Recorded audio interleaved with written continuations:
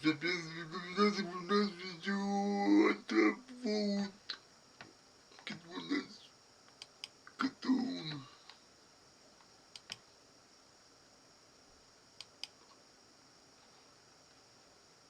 Это у нас имя учителя, учителя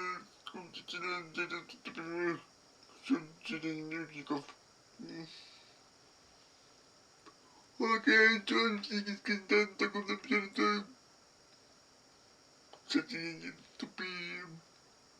Окей, погнали мой король носик. И гони канал. Секретарь канала мой муж. Повесится канал, повесится мой мужик. Погнали, погнали. Смотрите музыку, let's go.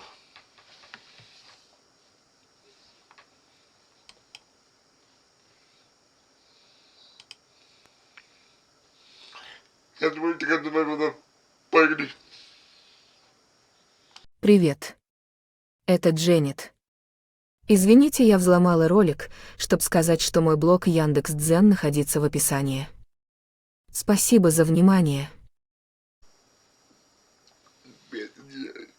Клон. Погнали.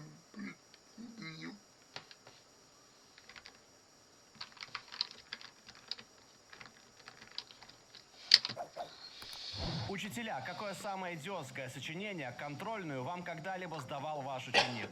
Был случай, когда ученик сдал мне 3 страницы сочинения с одним предложением на каждой странице. Он сказал, что его сочинение соответствует требованиям по размеру в 3 страницы. Ведь в задании не было сказано о том, сколько слов должно быть на каждой странице. А другой ученик написал 4 страницы сплошных цитат из Википедии, в кавычках и со ссылками. И сказал, что нам не давали ограничений по количеству цитат в сочинении. Видимо, я учу будущих юристов. Будущее в надежных руках. Первый курс колледжа. Я задал студенту написать сочинение на любую тему. Сказала написать о том, что их больше всего интересует. Хотела понять, с кем мне придется работать. Вот каким было одно из сочинений дословно. Меня интересуют черничные кексы. Типа, почему они такие идеально круглые сверху и ребристые по бокам? Вот что интересно. Это все. Я повесила его сочинение себе на холодильник. У меня в колледже был студент, который на полном серьезе хотел написать работу о вечном двигателе. Он посмотрел какое-то видео на ютубе и решил взять эту концепцию в качестве серьезной темы для исследовательской работы по возобновляемым источникам энергии. Я сказала ему, что если он сможет найти хоть какие-то рецензируемые источники на этот счет, то почему бы и нет? Мы целый час пытались найти хоть что-то, но ничего не нашли. После чего он сказал мне, что нужной информации нет из-за заговора властей.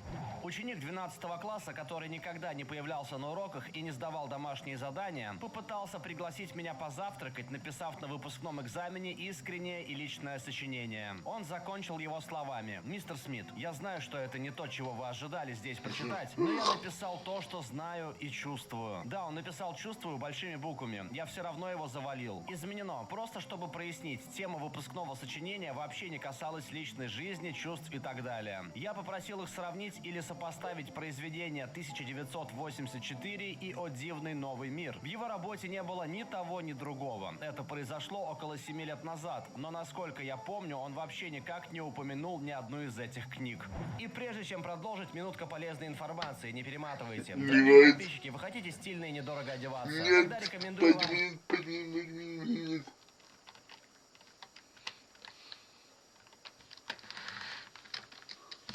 Здесь есть всякая мертвечина, а почва такая, будто ее промыло водой. Но здесь хорошие реки, и погода тоже. Это хорошее место. Вот и все сочинение. Это должна была быть работа на 10 страниц, с диаграммами, графиками и так далее. Мой сосед по комнате был преподавателем в колледже, и это написал один из его учеников. Один студент, который я написал в качестве примера для задания и опубликовал на своей страничке на сайте факультета. Он нашел ее, загуглив мое имя и название задания. Причем он не заметил, что эта работа была размещена на моей странице. Думаю, он к тому же не пробовал нажать на ссылку в учебном плане, которая вела как раз к этой работе на этом сайте. Веселые были времена. Первое эссе по истории, которое мне пришлось оценивать, было посвящено китайско-американским отношениям в 1900-х годах. Оно начиналось примерно так. В 20 20 веке отношения между США и Китаем были очень напряженными. Хуже всего было, когда Китай напал на Перл-Харбор, а США нанесли ответный удар 2 ядерными бомбами. После этого последовало много качественной достоверной информации, и мне было трудно определить, какая оценка будет более справедливой. Изменено. Добавлю еще кое-какие детали. Студент, написавший эссе, был 10-классником. Он учился в финской школе. Ему было примерно 15-17 лет. Это был тот тип эссе, когда вы садитесь во время экзамена и записываете все, что знаете по теме, не используя книг и конспектов. Скорее всего, ученик перепутал какую-то деталь, но хорошо запомнил некоторые моменты, потому что учитель объяснил их в запоминающейся форме. Либо же он просто накануне прочитал по этой теме отрывок в учебнике.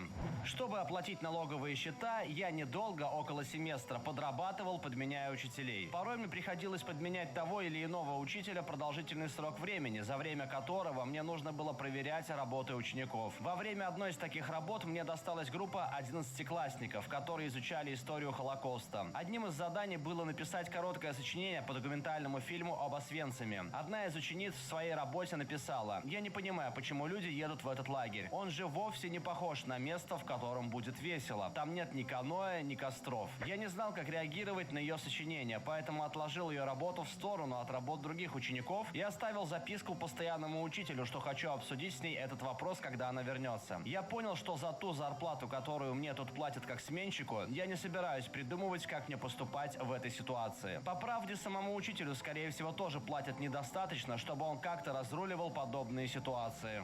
Как-то раз один студент сдал мне сплошной плагиат вместо эссе. Это было совершенно очевидно уже по странному формату написания. По крайней мере, он поменял шрифт на нужный, хотя в паре мест он все же был косячный. К тому же он оставил в тексте гиперссылку, которую попытался замаскировать, убрав подчеркивание и поменяв цвет на черный. Средняя школа, английский язык. У нас было типичное задание – прослушать рассказ и ответить на вопросы. Делая задание, один из учеников все выдумал. Имена и события у него были совершенно другими. По сути, он написал абсолютно новую историю. Мы даже прочитали его рассказ всем классом. При этом мальчик пытался спорить со мной и утверждал, что он ничего не придумывал. Был еще один ученик, который полностью скопировал чужие ответы. Он тоже пытался спорить и говорил, что он этого не делал. Но все его аргументы были абсолютно никакими, учитывая, что помимо всего прочего, он скопировал имя ученика, у которого списывал. У нас на курсе биологии половая конституция Ой-ой-ой, как бы. Ни разу не спи никогда. Был первокурсник, сдавший эссе, в котором он рассказывал о своей первой менструации. Прежде чем завалить ученика, мы, чтобы не быть гендерно предвзятыми, вызвали его в кабинет с целью уточнить кое-какие моменты. Оказалось, что он определенно парень. Он действительно идентифицирует себя как мужчина. И, конечно же, он просто списал. Добро пожаловать в колледж, приятель. Я работал помощником у своего профессора в колледже. Тот дал мне довольно стандартную методику оценивания работ. Один студент сдал работу, в котором было 0 цитат. В соответствии с правилами, которых мне нужно было придерживаться, я должен был снять с него 1/4 его оценки. Я вернул парню работу и ждал, что он начнет возмущаться, учитывая, что большинство студентов получили высокий балл, за 90. Он подошел ко мне и сказал: значит, если бы я привел какую-либо цитату, то у меня было бы 99 баллов вместо 74? Я ответил да. Он кивнул и ушел. За свою следующую работу он получил 100 баллов. Ребята, делайте то, что от вас просят. В старших классах по английскому Круто. языку нам нужно было прочитать Молодец, «Повелителя мух». Был день, когда нам не нужно было приходить в школу, но учительница заранее предупредила нас, что в этот день она будет разбирать вопросы из выпускного экзамена. Я и мой друг пришли, а одна девочка, которая всегда списывала у друга, не пришла. Каким-то образом эта девчонка узнала, что один из вопросов на экзамене будет, в чем заключается ирония концовки этой книги. Детей спасает военный корабль, который до этого сам убивал людей, но он показан в произведении как символ цивилизации и порядка. Она сказала моему другу, что не дочитала книгу до конца и спросила, что там случилось. А он в шутку рассказал ей о том, что на остров прилетел вертолет и забрал детей. Но когда они улетали, из океана всплыла подводная лодка и сбила вертолет. Все погибли. А ирония была в том, что они были так близко к спасению, но все равно умерли. Когда все ученики сдавали свои контрольные, он увидел ее работу, и она реально написала про подводную лодку, сбитый вертолет и о том, как все печально закончилось. Я преподаю историю в местном государственном колледже. Тяп-тяп-тяп. И я в шоке с того, как люди воспринимают тут некоторых исторических личностей. Я уже привык к старым добрым, Линкольн был диктатором, а Шерман был военным преступником. Но недавно я услышал, что Древний Рим был цивилизацией чернокожих. Это уже перебор, ребята. Не могли бы вы объяснить утверждение про Древний Рим? Хотелось бы послушать. Что-то я не подумал, надо было сфотографировать то, что она понаписала, и сохранить. Если вкратце, она взяла информацию с кучи непонятных сомнительных сайтов, на которых утверждалось, что африканская миграция произошла прямо перед возникновением Римской Республики. Они ссылались на статуи людей, сделанные в то время, которые выглядели как статуи чернокожих. И, как я понимаю, имелось в виду, что это не римляне. Затем она цитировала материал из более поздней античности о чернокожих римлянах, живших в империи. Я ответил ей на это, что принадлежность к римлянам – это вопрос гражданства, а не расы. Римляне были всех цветов, кожи и культур. И изображать римлян моноэтичными – это полнейшая глупость.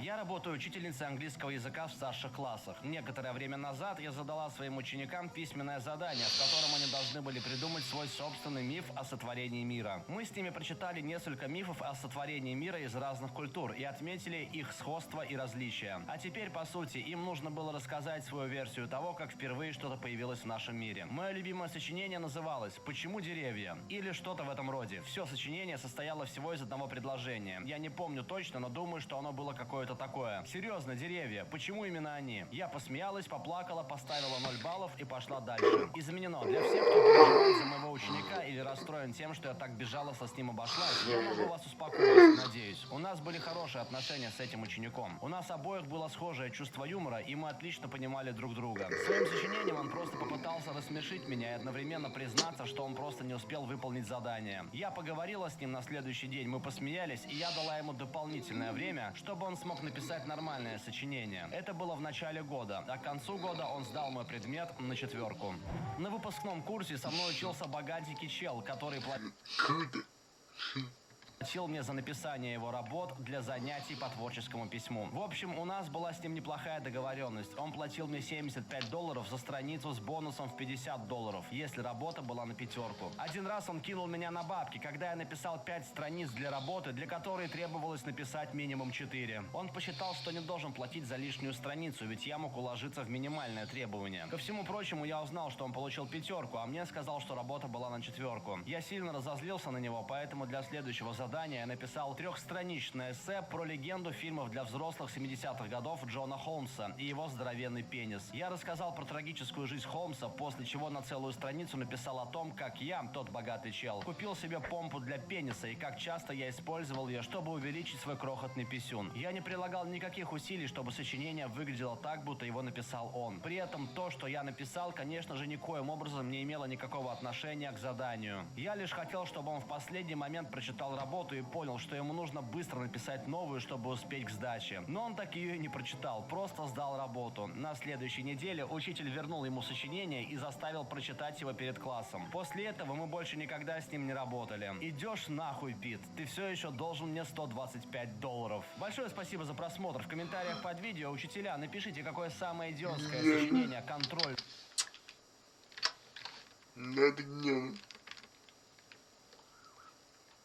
Это круто. Благодаря тебе. Погодите, спасибо. Тебе круто. Поговорите, пока. Поэтому вот это дело. Секретно будет наш.